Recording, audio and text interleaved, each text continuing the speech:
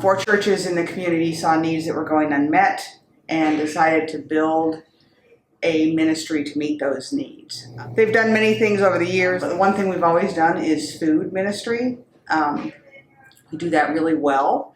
We also have fresh produce that we provide for people. We have baked goods, bread, frozen meat. We also do hygiene items, paper and cleaning products. I've been here for 18 years, and in the time that I've been here, we were serving between 400 and 600 families a month, and now we are serving over 1,200 families a month. So it's tripled in size. We are continually growing, which is in some ways great that we are able to serve that many people, but at the same time it's disheartening to know that there's that much need still. You know, we're now a fully choice pantry where people can shop for food. We have a little grocery store set up kind of, and people come through and choose what they need for their families. It gives dignity to the people who come through our doors. It also cuts down on food waste because they're only choosing what they want and they need. It helps with elimination of food allergies. It really is a great system. It also is a great way to build community. You know, our volunteers are here, they're personal shoppers with each of the people who come through the pantry. So we get to know people by name.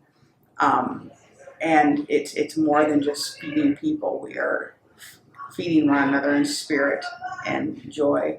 And then on Fridays, we do our fresh food distribution where people come and we take all the food that we collect from the grocery stores and lay it out, and people get to shop for that, which is also a choice.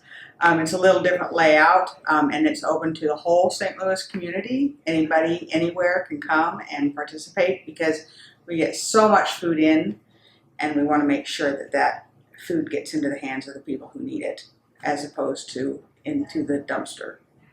We also we have a clothing room where we provide gently used clothing for people in the community. We have a health and wellness program that we've started back up this year, where we have monthly lunch and learn classes for people.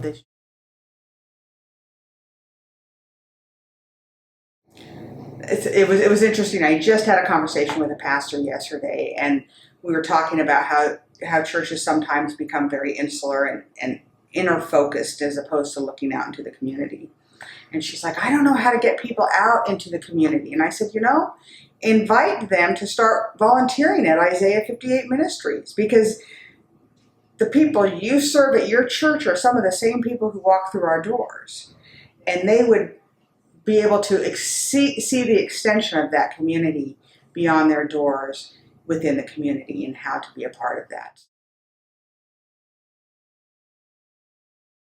I said the size has tripled in the time that I've been here. And my colleague has said, I don't know how we're going to keep feeding the people. And we were saying that when we were serving 600 people a month. How are we going to go beyond that? And I really am quite amazed at how the numbers keep growing and the food is there. And it feels to me very much like the feeding of the 5,000. You know, we have this bread and fish. How are we going to feed all of these people? And yet everybody was fed, and and as they gather up the leftovers, there's an abundance. And I am always amazed on a Friday afternoon when we have a fellowship hall completely full of people, and it seems like not enough food, and people walk out the doors with bags full of food. And to me, it is a modern example of the loaves and fishes story. I get chills thinking about, I don't know how it happens. It happens. If people were just a number walking through our doors, I think they would only be focused on themselves and their own needs. I think as we build a community and people start caring for one another, they are much more conscientious about taking only what they need, so that their neighbor, who they also know has a need, can have food for their family. And so it is this caring for one another that makes it enough. And we may not have an overabundance, but we have enough to feed everybody. And at the end of every day, we have food left over. It just, to me, is such an incredible experience.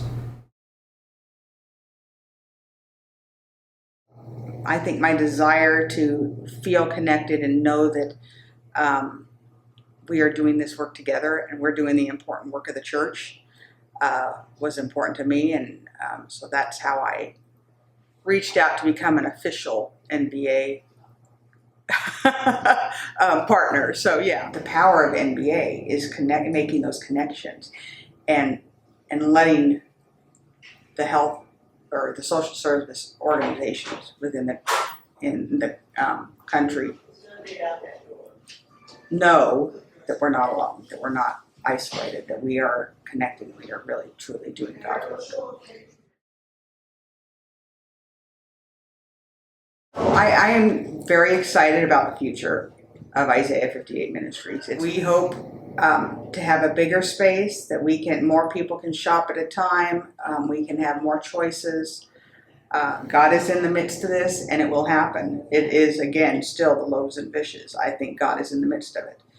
And as long as God is centered, all things are possible.